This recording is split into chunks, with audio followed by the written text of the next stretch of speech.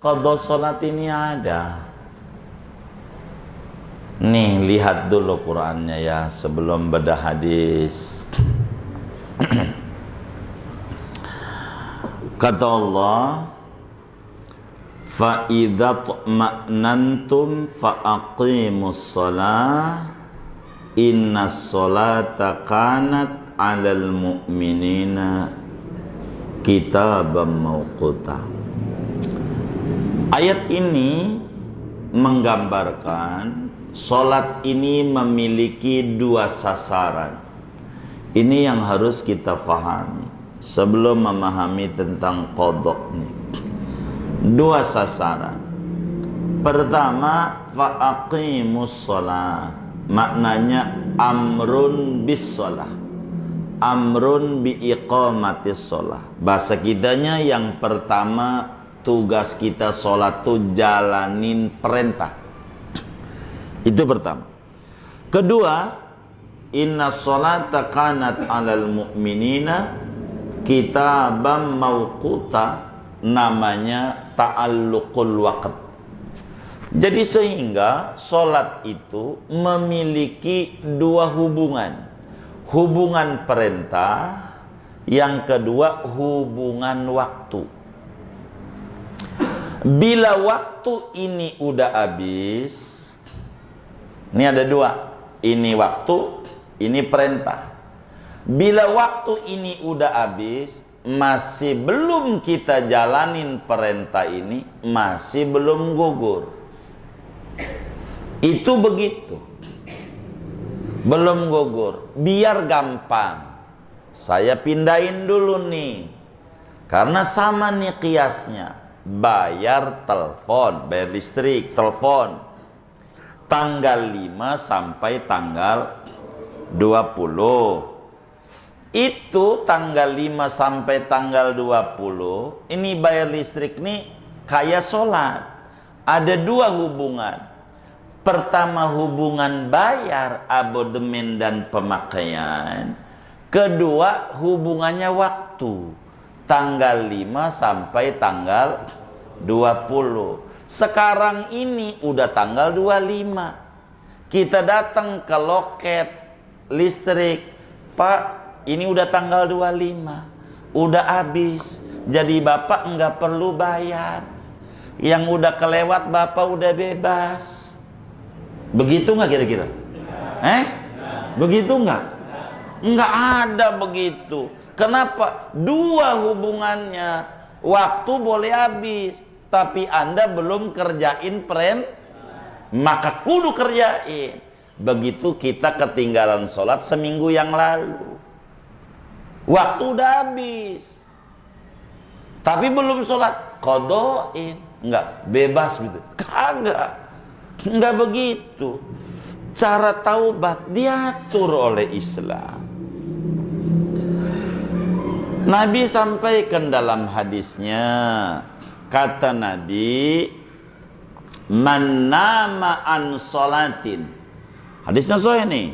Man nama an sholatin au nasiyaha falyusalliha idza dzakaraha. Kata Nabi, siapa orang ketiduran ninggalin sholat. Bahasa gampangnya, siapa orang kagak sholat karena ketiduran. Au nasiyaha, atau lupa. Perasaan udah sholat padahal belum. Kata Nabi, falyusolliha. Ini amr nih. Lam nih lam amr. Maka hendaklah diqadhain. Idza dzakaroha, apabila ingat. Kapan ingatnya? Kalau orang tidur, bangun. Kalau orang lupa, ingat. Kalau waduh, seminggu lalu belum sholat, qadhain. Ini dalil qadha. Terus ditentang. Ini kan karena ketiduran dan lupa. Kalau lupa, is okay. Ini Nabi nyuruh qadha. Kalau ketiduran, kalau Kalau sengaja kan kagak. Aduh, kagak paham. Orang lagi lupa aja disuruh diqadha. Apalagi ini nggak paham. Namanya qiyas aulawi. Nggak boleh Quran wala taqul lahuma uff. Ama orang tua jangan ngomong ah. Oh, ngomong ah nggak boleh. Berarti kalau ih boleh ih. Kalau gebuk boleh. Aduh, nggak ngerti. Apalagi gebuk. Ah aja nggak boleh. Itu namanya qiyas aulawi. Bila kita ketiduran aja kudu diqadha, apalagi sengaja-ngaja. Kalau dia mengatakan qadha salat enggak ada, ini dusta sama Rasulullah, dusta sama agama, dusta. Imamun Nawawi di dalam kitab Al-Majmu' Syarah Al-Muhadzab 27 jilid, pada jilid ketiga, kata beliau di dalam kitab Al-Majmu', ijma' seluruh ulama bahwa qadha salat ini ada. Di Bukhari hadisnya ada. Baik, kita baca fatwa tarjih. Kita baca satu saja atau dua nih? Ya. Kita baca, ini saya ambil dari jilid 1 ya. Karena nanti ada jilid 2, jilid 3, jilid 4, 5, 6, 7, 8, 9. Pertanyaannya adalah, setelah sadar, jadi dulu belum sadar. Jadi kalau ada seseorang Islam tetapi tidak melakukan sholat, kemudian sadar dan bertobat, wajibkah ia melunasi, mengqadha sholat yang selama ini ditinggalkan? Kalau wajib, mohon sebutkan Al-Quran dan Sunnah yang menjadi landasannya. Baik, ini pertanyaan ditujukan kepada majelis tarjih, dan buku ini diterbitkan oleh tim majelis tarjih dan tajdid pimpinan pusat Muhammadiyah, Suara Muhammadiyah. Apa jawabannya? Orang yang beragama Islam tetapi tidak melakukan sholat padahal tahu bahwa sholat merupakan kewajiban agamanya, maka orang itu termasuk orang yang berdosa karena melanggar kewajiban. Jadi tarjih menyebutkan termasuk melanggar kewajibannya, termasuk orang yang berdosa. Kalau kemudian sadar dan kemudian orang itu bertobat, maka kalau tobatnya diterima, diampuni dosanya, sebagaimana sabda Nabi Shallallahu Alaihi Wasallam dalam hadis yang sahih dari sahabat Ibnu Mas'ud yang diriwayatkan oleh Imam Ibnu Majah. At-taibu minadz dzambi kaman la dzambalahu. Orang yang bertaubat dari dosa seperti orang yang tidak punya dosa. Jadi orang yang bertobat dari dosa seperti orang yang tidak punya dosa. Lebih lanjut lagi, sebagaimana dalam buku tanya jawab agama yang diterbitkan oleh majelis tarjih, orang yang berdosa tidak melakukan sholat, tidak ada keterangan dari Al-Quran maupun hadis Nabi yang mengharuskan secara tegas harus melunasi dengan melakukan sholat, mengqadha sholat yang dia tinggalkan. Jadi di buku tanya jawab agama ini disebutkan bahwasanya tidak ada keterangan dari Al-Quran maupun hadis Nabi yang mengharuskan secara tegas mengqadha sholat yang dia tinggalkan. Lain halnya orang yang meninggalkan puasa, ya kita dianjurkan untuk mengqadha. Demikian pula orang meninggalkan haji karena udzur, maka dapat diqadha, dapat dilunasi yang bersangkutan ketika mampu, atau dapat lanjutkan oleh orang lain. Tetapi dalam kasus orang yang sholat, maka tidak ada dalil. Mengenai dalil hutang sholat tidak kita dapati, kata majelis tarjih, secara eksplisit. Artinya dengan keterangan yang tegas mengenai mengqadha sholat bagi yang tidak melakukannya, itu tidak ada. Padahal ini termasuk ibadah mahdhah yang kalau mengerjakan harus berdasarkan dalil yang jelas, tidak dapat berdasarkan kias. Artinya dikiaskan dengan menyaur hutang puasa dan haji itu tidak bisa. Kenapa? Karena sholat termasuk ibadah mahdhah. Menurut majelis tarjih mestinya ada dalil yang tegas. Dan di sini tadi disebutkan bahwasanya termasuk ibadah mahdhah harus berdasarkan dalil yang jelas, tidak dapat berdasarkan kias. Sehingga kesimpulannya menurut majelis tarjih, orang yang dulu meninggalkan sholat bertahun-tahun kemudian sadar, maka ketika dia bertaubat dia tidak perlu mengqadha sholatnya. Dia banyak istighfar, bertobat, serius, kerjakan sholat dengan tertib, tidak perlu mengqadha. Ini fatwa tarjih seperti itu.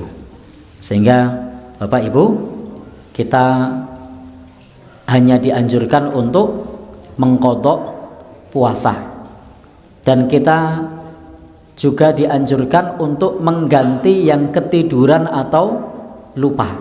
Jadi qadha yang dianjurkan hanya ketika ketiduran atau lupa. Baik, ini fatwa yang kita baca. Cukup satu aja? Baik, cukup nggih? Baik, insya Allah besok kita baca fatwa yang lain. Dan ini ada yang menyampaikan kok kitabnya terjemahan. Ini bukan terjemahan, ini asli bahasa Indonesia.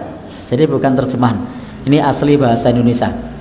Jadi sebaiknya bagi teman-teman yang di ranting atau di cabang atau di persyarikatan, sangat bagus punya buku fatwa-fatwa tarjih, sehingga di dalam beramal itu ada pedoman dari majelis tarjih.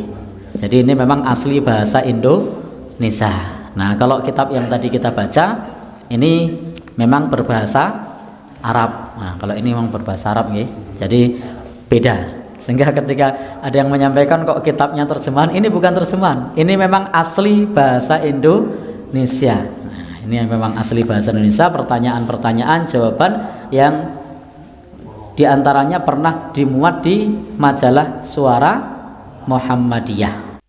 Itu dibahas para ulama. Masalah qadha sholat, apakah qadha sholat itu ada?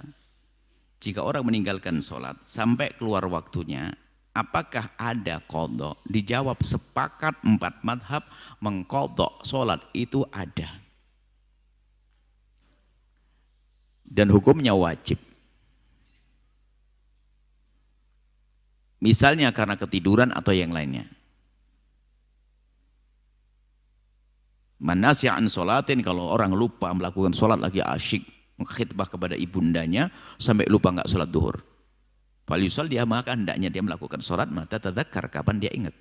Manama an sholatin, kalau orang tertidur meninggalkan sholat maka mata staigot, kapan dia bangun wajib sholat. Itu disepakati masalah mengqadha sholat. Sekali, 2 kali, 3 kali, 1000 kali.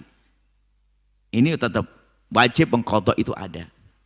Cuman di sana ada perbedaan sedikit. Nah, ini biasanya kalau salah baca tuh begitu. Dibahas kalau ada perbedaannya adalah jika ada orang dengan sengaja meninggalkan sholat, nggak mau sholat, apakah ada qadha bagi orang tersebut? Menurut madhab kita Imam Syafi'i dan jumhur ulama mengatakan biarpun dia meninggalkan sholat karena badung nggak mau sholat, tetap qadha adalah wajib. Di sana ada termasuk yang dinukil dari pengikut madhab Hambali mengatakan bahwasanya kalau ada orang dengan niat meninggalkan sholat dengan sengaja, maka tidak ada qadha. Begitu. Bahkan menurut mereka kan Anda meninggalkan sholat dengan sengaja kan murtad. Jadi tidak ada qadha. Ini khilaf. Lah ini yang dikatakan ketiduran. Jadi memang kalau belajar harus agak sedikit luas sedikit. Dia ketiduran bukan karena sengaja. Tetap biarpun menurut madhab Hambali juga wajib qadha.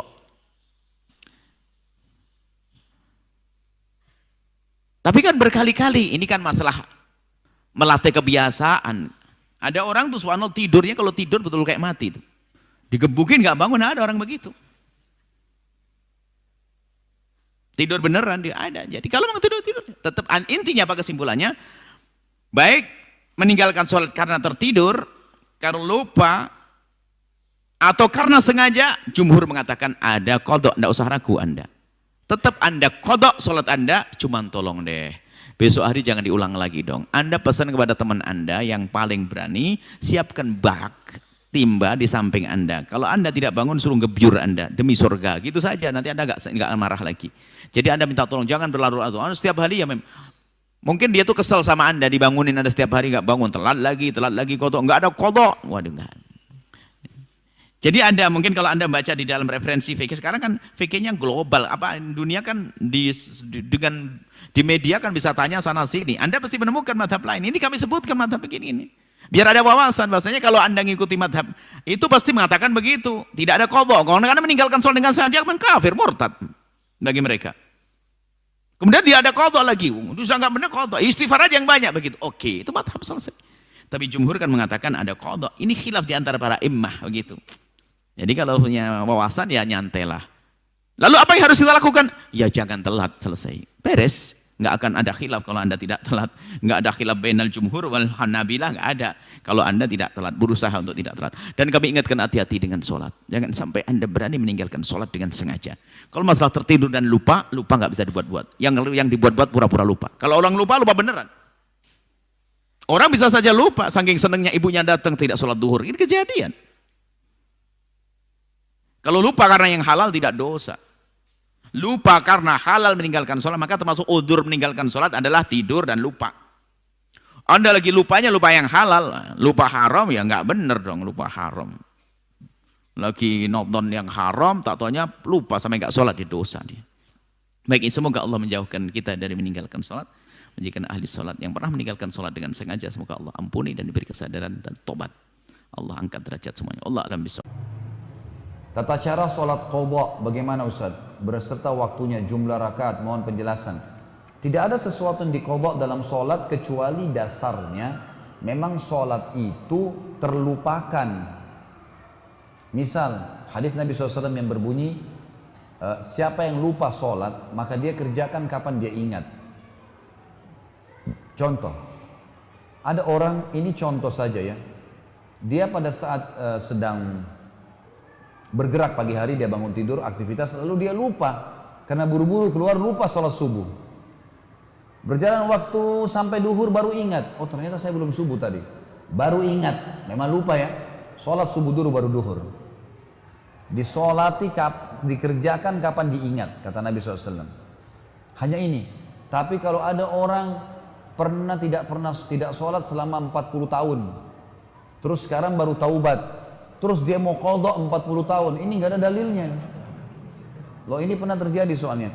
Saya pernah umroh, bimbing umroh, dan ada beberapa jemaah saya yang baru ikut dengan saya, lalu dia mengatakan, Ustaz, kami dulu diajarin sebelum ini sama pembimbing kami disuruh qadha sholat. Jadi habis sholat duhur, sholat lagi duhur. Berapa rakaat pun kami mampu dengan untuk sholat-sholat, niatkan sholat-sholat dulu yang tertinggal gitu. Padahal dia tidak tahu sholat tertinggal yang mana, berapa, pokoknya sholat aja. Semampunya kerjain. Ini nggak ada dalilnya ini. Bahkan hadis Bukhari membantah itu, hadis sahih. Pernah ada seorang wanita datang kepada Aisyah radhiyallahu anha dan berkata, wahai Aisyah, kenapa kami disuruh mengqadha puasa kami? Kan orang kalau punya utang Ramadan tetap harus qadha kan? Kenapa kami disuruh qadha puasa kami, sementara kami nggak disuruh qadha sholat kami? Begitu hadisnya. Maka kata Aisyah, aharuriyun anti? Apa kamu dari wilayah Haruri? Haruri ini wilayah di Irak teman-teman, tempatnya kaum Khawarij. Khawarij ini orang yang mengambil hukum Al-Quran apa adanya, letter-let yang kelihatan saja. Perangi orang kafir, berarti semua orang kafir perangi. Mau tetangganya kafir pun boleh dibunuh. Ini kan salah. Ini wilayah Haruri tempatnya mereka. termasuk mereka mengeluarkan fatwa sholat karena wajib maka harus diqadha semua yang tertinggal. Tapi tidak ada dalil masalah itu. Maka kata Aisyah, ketahuilah, orang perempuan ini bilang, bukan, saya bukan dari Haruri, saya penduduk Madinah. Kata Aisyah, ketahuilah, begitulah baginda Nabi SAW ajarkan kami. Kami disuruh mengqadha puasa dan kami tidak disuruh mengqadha sholat. Emang nggak ada. 40 tahun nggak sholat, ya sudah taubat kepada Allah, nggak usah sholat lagi, nggak usah diulangi. Sholat sekarang ke depan, itu resiko Anda kekurangan pahala, iya. Yang disuruh qadha saja, itu yang kita qadha, gitu. Dan itu adalah, ada ibadah tertentu ya, seperti puasa, zakat, itu ada qadha memang, gitu kan. Kita tidak zakat selama 5 tahun, baru tahu hukum, harta sudah banyak melimpah, harus diselesaikan. 5 tahun zakat yang belum dikeluarin. Puasa Ramadan 5 tahun nggak puasa, ya itu harus dibayar. Nggak bisa karena dalilnya seperti itu.